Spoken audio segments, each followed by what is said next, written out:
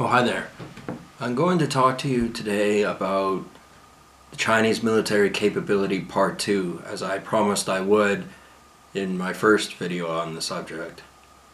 Now, there isn't much in the way of internet, YouTube, anti-Chinese sentiment. I mean, there is a bit of it, mostly with the animal fur trade, the animal ivory trade, the slave labor, the pollution, a little bit of the Chinese military. It is there, but I don't think there's quite enough of it.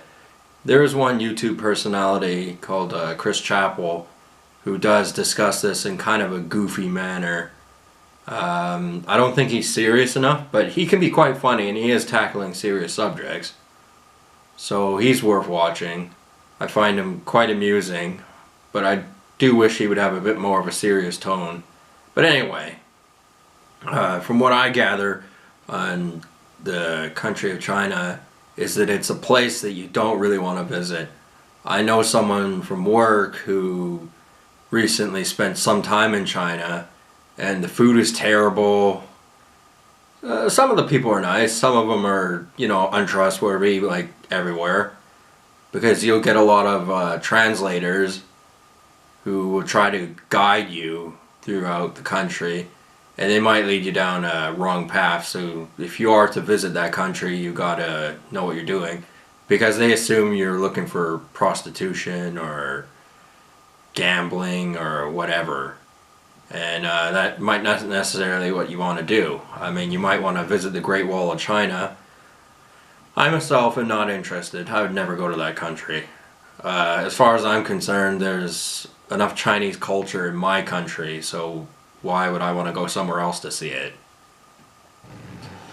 Well, I was talking about the Chinese military capability because they are a dominant force in the world.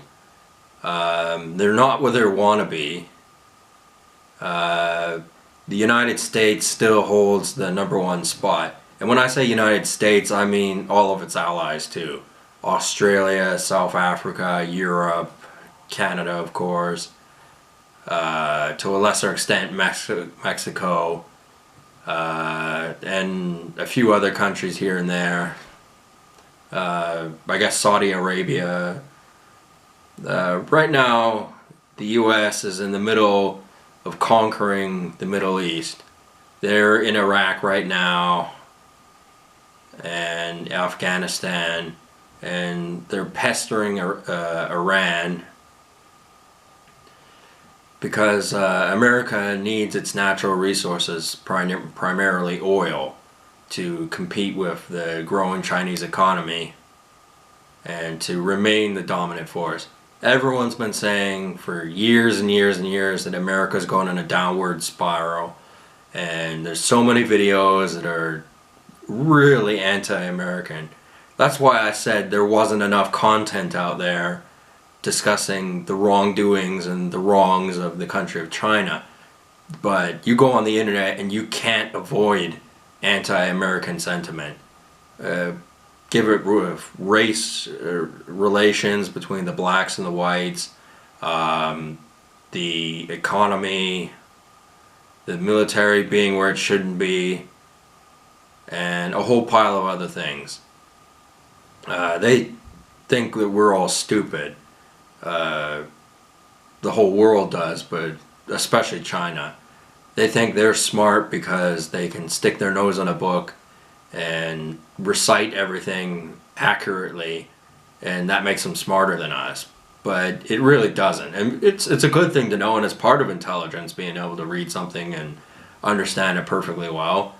But that's not all that it is. I mean, if you talk to them, depending on how they sound or how they talk, you can tell if they're intelligent or not. I don't profess to be an intelligent person. I'm not very good at sticking my nose in a book and reading for long periods of time. It's not my thing.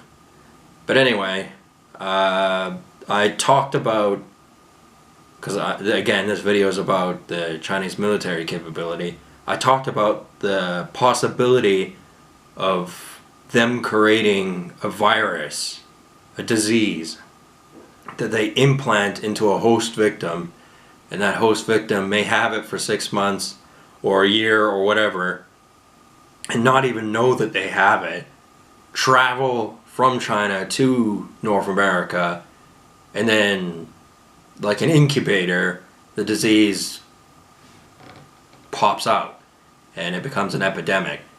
And then nobody can be really sure who it originated with. And this is a scary concept, and it isn't paranoid, but you're not going to find a documentary that says that exactly. I mean, you might find ones about epidemics and things like that, but they're not going to say that it's biological warfare created by a country. Like, I mean, I'm sure the United States is doing similar things, and Russia's doing similar things, and Europe's doing similar things, and probably South America is doing similar things, and everywhere is doing similar things. But the country that has the capability and a real big axe to grind, because they feel like they've been shortchanged in the world. I mean, for the last few hundred years, the West and Japan, and to an extent Russia and other things, have pushed China around, and they were once the dominant superpower in the world many years ago. So it's pretty embarrassing for them. The whole Opium Wars thing was a complete embarrassment for them. The English basically came there and pulled their pants down. This tiny little country on the other side of the world came around and pulled China's pants down. So that's quite embarrassing. A national humiliation. I believe they call it the century of humiliation. And that makes China all the more dangerous. They have a population of about 1.5 billion, so already there's a problem there. There's too many of them. They have too high a population because they didn't properly take care of their numbers. You could see that if they wanted to increase the standard of living for their entire population, and let's say your average Chinese citizen was able to afford sockeye salmon, for example, and they ate it every day, then that species of sockeye would be extinct in the matter of, I don't know exactly how many years, but you get my picture. You can't have that many people with that kind of capability and that kind of money to go and buy luxury items like that. So in my last video I said I didn't care about their plight, that they have to work in slave labor conditions, and I still don't. I mean, it is kind of shitty for them, and if I were a citizen I'd be mad, but I know for a fact that a lot of them blame America for their predicament. They don't blame their own capitalist businessmen who are the real problem, and they're merciless. They would do the same thing to us if they could, and they're buying up all kinds of property in Vancouver. It's becoming unaffordable. They buy these properties with no intention of ever living in them or doing anything with them. They just want to have their money in a secure place in Canada. And that's the rich people from Hong Kong and Singapore and things like that. Mostly Hong Kong. There's some from mainland China too, but most of the Chinese here are from Hong Kong. And it's a disgusting country. It's there's so many things wrong with it. So many things I'm just not interested in learning about, but I have through my laborious internet research. And let me get something clear. Just because somebody writes a document on a newspaper site on the internet does not mean it's true. It could be written by anyone at any time. It doesn't matter if they say they're a professor or whatever. That's irrelevant. They need video evidence. They need, well, pictures can be doctored and video evidence also can be doctored, but it does add credibility. I don't believe stories that are just written on a bit of paper on the internet and spin a certain story if they don't back it up. That's not evidence to me. To a lot of people it is, but to me it isn't. I have seen videos of Chinese military parades where all the Chinese soldiers are perfectly in line I hear crazy things about them, like they have a nail pinned to their shirt so that if they fall asleep, they stab themselves and wake up. So that's, I guess it kind of makes sense from a military perspective. Supposedly their army is about 5 million, but as I said, they have a population of 1.5 billion ish. So they probably have about 200 million potential soldiers fit for military age. And that is enough to occupy the world, at least all the major cities in the world for sure. So if they ever were able to shut down our military grids, and believe me, they're trying to with their cyber warfare, and they're always trying to get at us, and everything that we ever build and or create, they try to steal. They take pictures, they rip everything apart. There was an example of an airplane, a surveillance airplane that the Americans had, and they would have a few Chinese fighters pester them. And anyway, one of them was a goofball, and he accidentally crashed into it, and he died. And the Chinese government blamed us for that, even though it was directly his fault. But the plane had to land on a Chinese airstrip. Now the Chinese held the pilots of the plane for I don't know how long, for a while. I think something like 30 days. And the Americans only got them back after they issued an apology letter, even though they were in neutral waters. And it was complete rubbish. And the Chinese completely tore apart the surveillance airplane and took pictures of everything, and didn't even get most of it back. They just gave back the junk parts of it. So they're constantly stealing our technology, and people don't care. They say, oh, well, whatever. America has always stuck their nose in other people's business. Well, I do have a problem with it. I don't want the Chinese stealing our secrets. They've done enough damage already. And I don't like how they can manipulate the stock market to their advantage, where like a hiccup in the system costs us millions of dollars, and they can do that intentionally. That's called economic warfare. So I've covered potential biological warfare because you just know that they're coming up with all kinds of crazy biological agents that can kill you in nasty ways. They have their mad scientists too, and I have no doubt that they are creating weapons of mass destruction.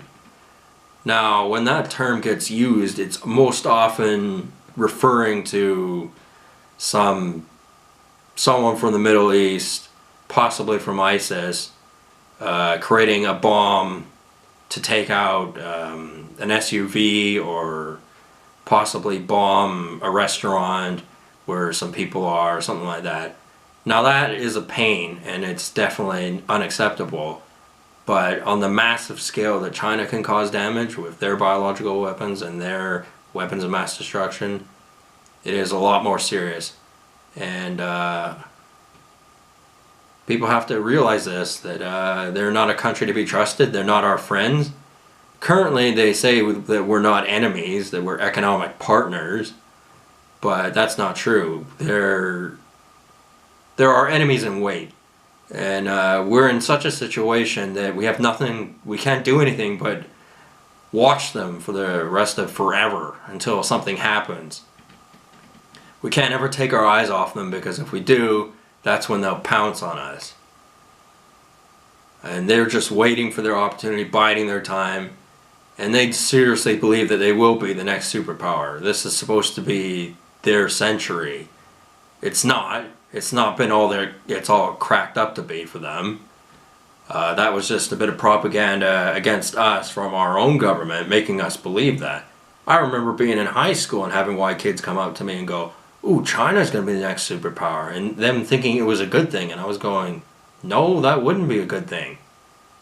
Canada's a great country, and I certainly don't want it to be more like China. A lot of people would disagree with me, and I don't care. It's none of my concern. because we live in a land where people are allowed to think what they want, so long as, you know, they don't go do something stupid. But relatively, they're allowed to think whatever they want. And my personal opinion is that China's a dump, and that it shouldn't be the number one superpower. And so far, that's not happening.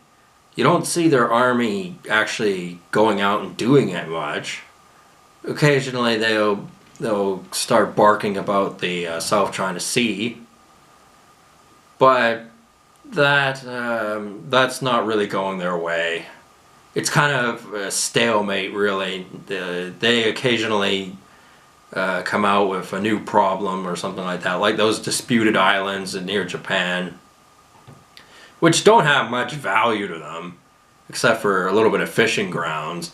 But it's about principle with them and all that, and because some Chinese emperor or warlord drew out this map of the South China Sea a few hundred years ago and said that all this water belongs to us. No, it doesn't. It belongs to all the other Asian countries that inhabit those waters. You don't have the military power to demand that water. And so far they don't have it. So, understandably, the Chinese military and the Chinese Communist government have got to be annoyed, if not infuriated, by their lack of potence, their ability to do anything. They could be a vicious tiger if they ever got the opportunity, but they're confined within their own country. So, yeah, what can they do other than sit there and you know, be mad? Now, there isn't much in the way of specifics I can talk about, but yeah, you know, like, come on, man, people, use your common sense.